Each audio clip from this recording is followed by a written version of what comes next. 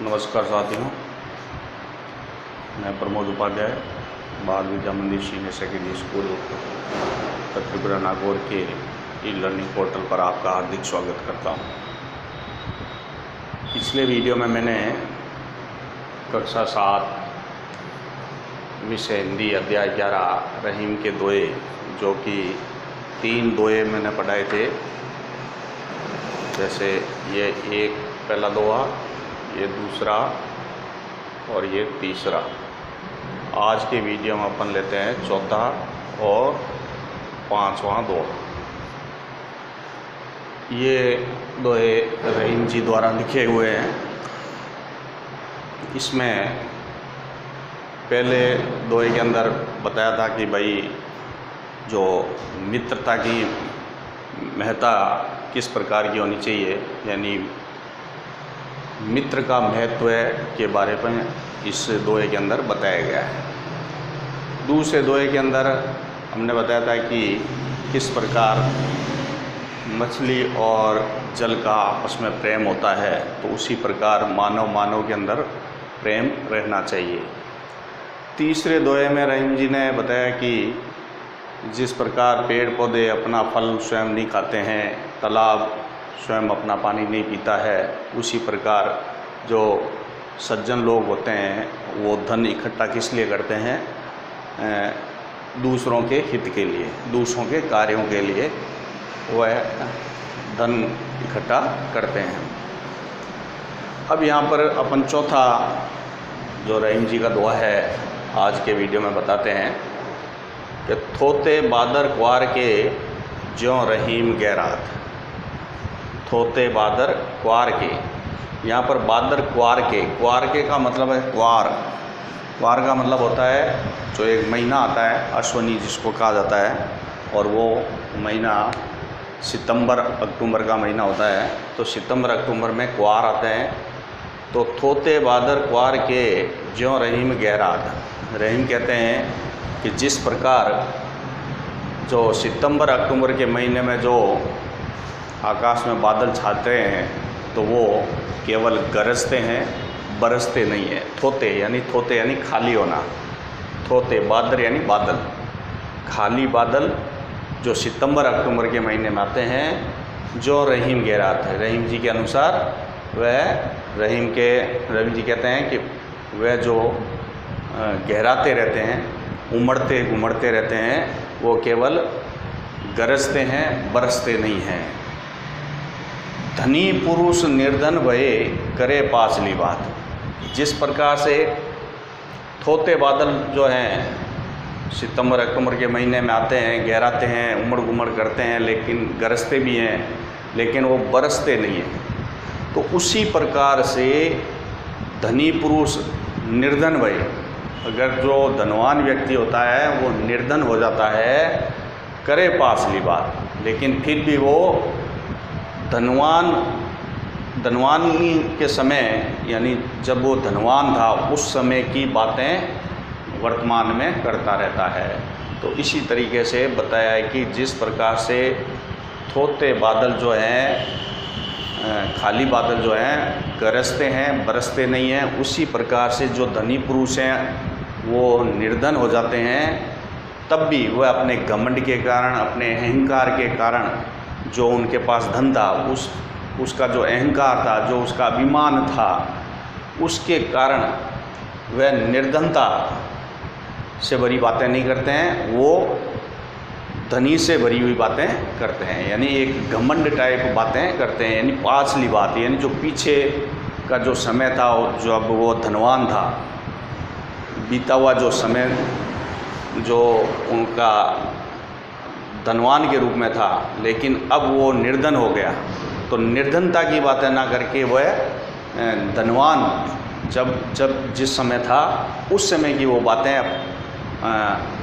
घमंड के साथ, अभिमान के साथ करता ही रहता है।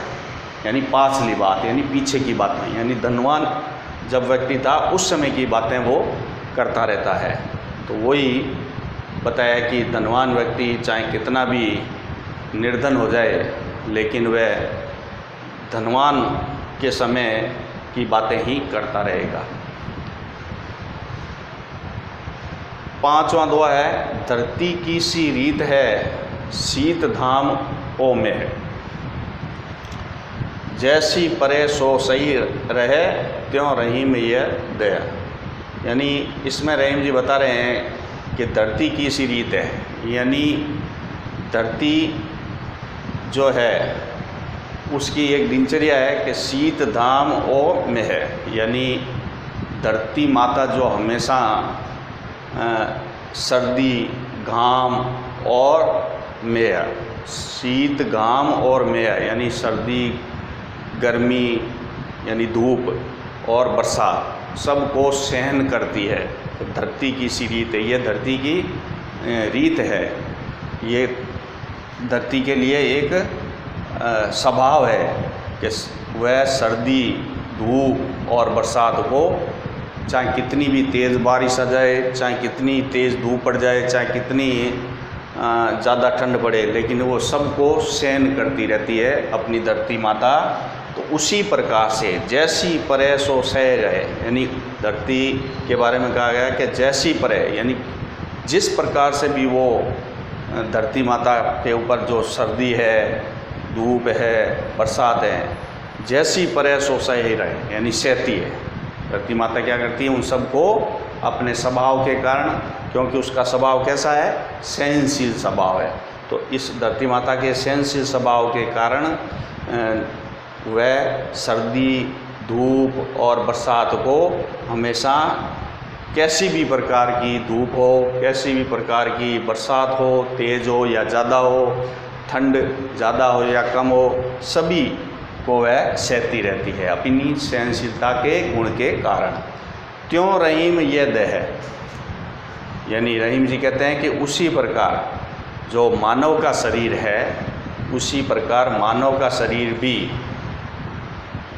सर्दी धूप और बरसात को सहन करता है, यानी उस मानव का शरीर भी अपने जीवन काल के अंदर सुख दुख निंदा शोक सभी प्रकार की चीज़ों को वह सहन करता है, यानी मानव के अंदर भी एक सहनशील गुण होता है। तो मानव की यहाँ पर धरती से तुलना की गई है, किस प्रकार से, सहनशीलता के गुण से, यानी धरती जिस प्रकार अपनी सहनशीलता के कारण सर्दी धूप और बरसात को सहन करती है, उसका ये स्वभाव है, सहनशीलता एक स्वभाव है, उसी प्रकार से मानव का जो शरीर है वो भी सुख दुख को, निंदा को, प्रेम को और कष्टों को सभी को अपने स्वभाव के कारण वह सहन करता रहता है। तो इस प्रकार रहीम जी ने ये धरती माता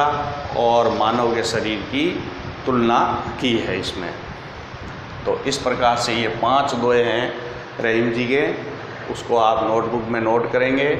और मैं वापस इस पहले दोहे से मैं आपको बता देता हूँ कि कहे रहीम संपत्ति सगे, संपत्ति यानी रहीम जी कहते हैं कि जो संपत्ति के सगे होते हैं यानी संपत्ति के मित्र होते हैं, बनत बहुत बहुरीत यानी धनवान व्यक्ति के मित्र बहुत अपने तरीक़ों से अलग अलग प्रकार से उससे मित्रता करते हैं।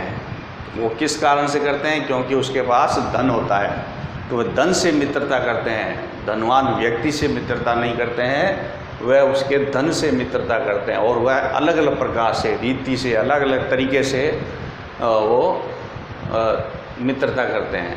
लेकिन सच्ची मित्रता कहाँ पर होती है, सच्चे मित्र वही होते हैं जो विपत्ति के समय काम आते हैं, यानी एक जीवन के अंदर कठिन समस्या होती है या जीवन में कभी कोई दुख होता है तो उस समय जो मित्र सहायता करता है वही सच्चा मित्र होता है।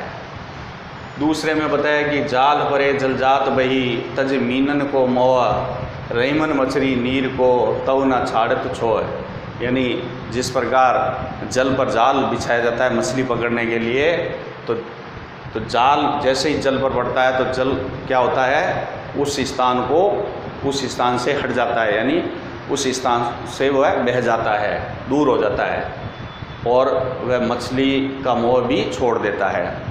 लेकिन मछली क्या करती है, नीर को यानी पानी को कभी नहीं छोड़ती है, क्योंकि मछली बिना पानी के नहीं रह सकती है। अगर मछली को पानी से अलग किया जाए तो मछली अपना त्याग कर देती है, बलिदान कर देती है। तरवर फल नहीं खाते हैं, सरवर पिया न पान, के जिस प्रकार पेड़ पौधे अपना फल स्वयं नहीं खाते हैं, तालाब स्वयं अपना पानी नहीं पीते हैं, वह दूसरों के लिए ही पेड़ पौधे जो फल देते हैं और तालाब जो दूसरों के लिए पानी उपलब्ध कराता है। उसी प्रकार जो सज्जन लोग होते हैं, धन को इकट्ठा किस लिए करते हैं? धन को इकट्ठा इसलिए करते हैं क्योंकि वह दूसरों के हित में सहायता करते हैं। तो इस प्रकार से ये दोहे हैं। चौथे में मैंने अभी बताया ही था कि थोते भादर क्वार के, यानी जब सितंबर अक्टूबर आश्विनी का महीना होता है तब जो बादल उमड़ते रहते हैं तो वह गरजते हैं, बरसते नहीं हैं। उसी प्रकार से जब धनवान व्यक्ति निर्धन हो जाता है, दिवालिया हो जाता है, तब वह जिस समय वह धनवान था उस समय की वो बात करते हैं घमंड के साथ, अभिमान के साथ। धरती की सी रीत है, शीत घाम ओम है, जैसी परे सो सही रहे, क्यों रहीम ये दे। यानी यहाँ पर रहीम जी ने धरती माता की सहनशीलता और मानव शरीर की सहनशीलता की तुलना की गई है। तो कि जिस प्रकार धरती माता सहनशील है, वैसे ही मानव का शरीर भी सहनशील होता है। जिस प्रकार धरती माता सभी चीज़ों को सहन कर लेती है, ठंड को सहन करती है, धूप को सहन करती है, बरसात को सहन करती है, ऐसे ही मानव शरीर भी सुख दुख, निंदा और इन सभी सर्दी, धूप और बरसात को भी सहन कर लेता है। तो इस प्रकार से ये अच्छी अच्छी बातें रहीम जी ने अपने दोहे में बताई हैं। इनको आप नोटबुक में नोट करो और बार बार इसको पढ़ने का प्रयास करो। अब इसमें मैं इन तीन के तो मैंने शब्दार्थ बता दिए थे कि इसमें कौन कौन से शब्द जो कठिन शब्द हैं उनके अर्थ। अब मैं दो दोहों के अर्थ बता देता हूँ। थोते यानी खाली, रिक्त। क्वार भादर यानी बादल। क्वार यानी आश्विन महीना या सितंबर अक्टूबर का महीना। गहरात उमड़ घुमड़ कर, उमड़ घुमड़।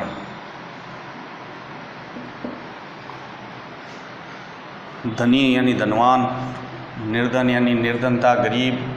पाछली यानी पिछली, बीती हुई बातें, बीती हुई बातें। रीत यानी स्वभाव।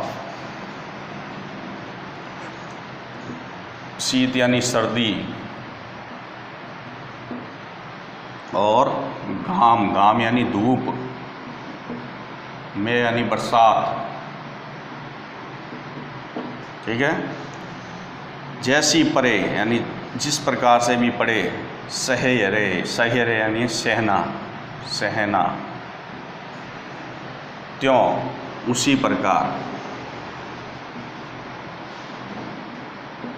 मानव शरीर, मानव का शरीर।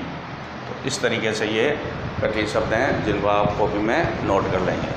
तो इस वीडियो के अंदर आपका अध्याय 11 कक्षा 7 का अध्याय 11 जो पाठ है वो समाप्त होता है। अगले वीडियो में आपको एक नया चैप्टर लेकर आएंगे और इसको आप बार बार पढ़ेंगे।